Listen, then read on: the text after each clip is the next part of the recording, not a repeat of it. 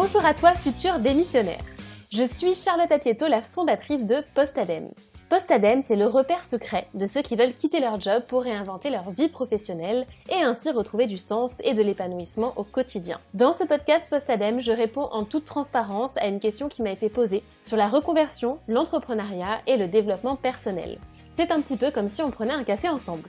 Alors, si tu rêves de poser ta dème et de créer la vie professionnelle qui te ressemble, installe-toi confortablement pour écouter ce nouvel épisode.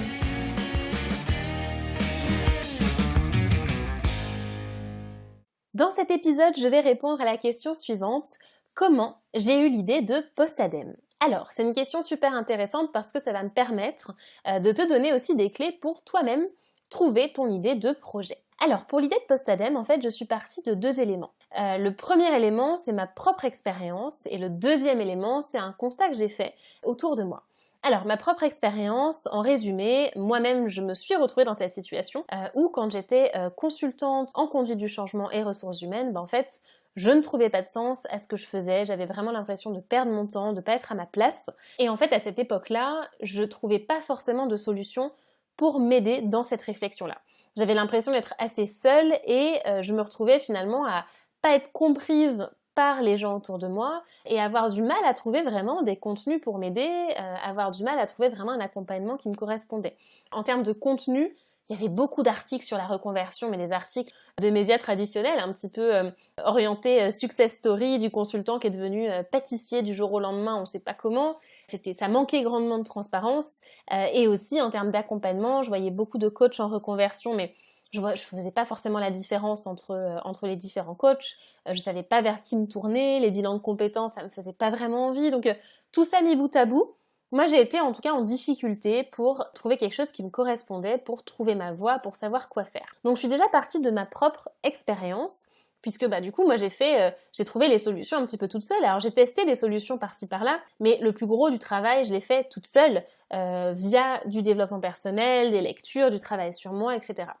Et en fait, j'en suis arrivée au stade où j'ai réussi à savoir ce que je voulais faire et j'ai réussi effectivement à poser ma dème et à me tourner vers autre chose. Donc j'ai commencé d'abord par quitter le conseil pour prendre un job dans une start-up en tant que commerciale et formatrice jusqu'à ce que je quitte à nouveau ce poste avec une rupture conventionnelle pour le coup et que je me lance moi-même en tant que freelance. Et en fait, c'est quand j'étais au tout début de mon aventure freelance que j'ai commencé vraiment à construire le projet Postadem. Donc je suis partie vraiment dans un premier temps de mon expérience. Et en fait, ce qui m'a fait dire qu'il y avait un potentiel autour de ça et que c'était peut-être pas que mon expérience, c'est qu'autour de moi, j'avais énormément de gens qui venaient m'en parler en me disant « Mais Charlotte, comment t'as fait pour trouver ce que tu voulais faire ? Moi aussi, j'en ai marre de mon job et je sais pas comment m'y prendre. » Donc j'ai vraiment constaté sur le marché qu'il y avait un manque, qu'il y avait quelque chose à faire et que c'était finalement un besoin qui était très très répandu et qu'il était de plus en plus. Donc tout ça mis bout à bout, je me suis dit en fait, il y a vraiment quelque chose à faire et ce qu'il faut faire, c'est ce que moi, j'aurais aimé avoir à cette époque-là, quand j'avais envie de poser ma dème, mais que je savais pas comment m'y prendre. Et donc ça a commencé à germer et j'ai réfléchi à comment je voulais créer ça. Et j'avais à la fois cette vision de réponse à un besoin des gens que j'avais croisés, mais aussi de moi-même. Et je savais qu'il y avait un besoin à plusieurs niveaux. Au niveau du contenu qui était partagé et donc des conseils gratuits, des articles qu'on pouvait trouver.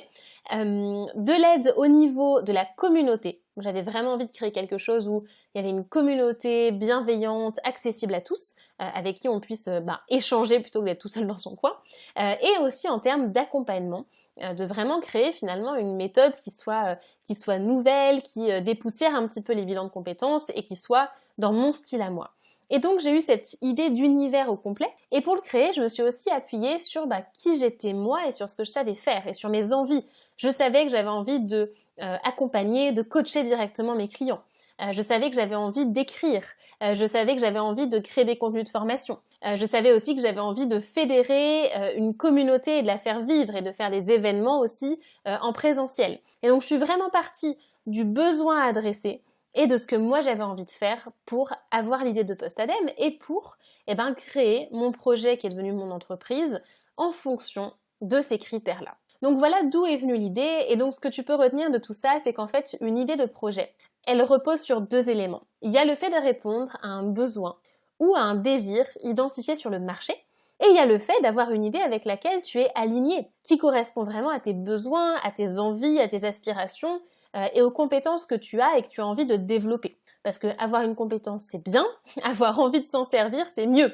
Et donc si aujourd'hui il te manque quelques compétences, c'est pas grave. Ce qui compte, c'est d'identifier si les compétences que ça nécessite, eh bien tu as envie de les développer.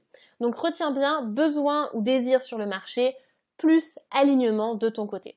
Des idées avec du potentiel, il y en a plein. Ce qui compte, c'est vraiment de vérifier le besoin et que ça te plaise. Donc du coup, en conclusion de cet épisode, le défi que je te propose, eh bien, c'est de réfléchir à cette question-là. Quel besoin tu constates sur le marché qui n'est pas rempli, ou qui n'est pas suffisamment rempli, ou en tout cas qui n'est pas adressé d'une manière qui, toi, te ressemble?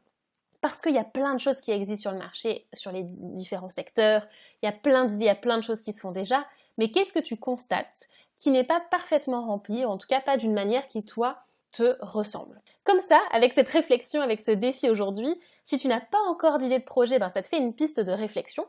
Et si tu as déjà un projet ou déjà une activité, eh bien ça peut constituer un enrichissement du projet que tu as déjà ou un sous-projet. Par exemple, là je t'ai raconté comment j'avais eu l'idée de Postadem, mais j'ai aussi appliqué ça pour la création de mes programmes. Par exemple, le programme Side Project, qui est un projet pour créer ton job en parallèle pour créer ton projet, donc ton entreprise. Lapsus hyper intéressant, puisque l'objectif, c'est que ça devienne ton job ensuite. Mais en tout cas, c'est de créer ton projet en parallèle de ton emploi, en parallèle de ton job. Et bien, pour ce programme-là, pareil, je suis partie d'un constat sur le marché, parce que quand je me suis lancée, il n'y avait pas encore de programme équivalent sur le marché français. Il n'y avait vraiment pas de programme pour se lancer en parallèle et donc en toute sécurité. Et c'était un vrai besoin de la part de ma communauté. Et ça partait aussi d'une envie à moi parce que ce programme-là, il me permettait vraiment de mobiliser des sujets, des compétences qui m'intéressaient énormément autour de l'entrepreneuriat.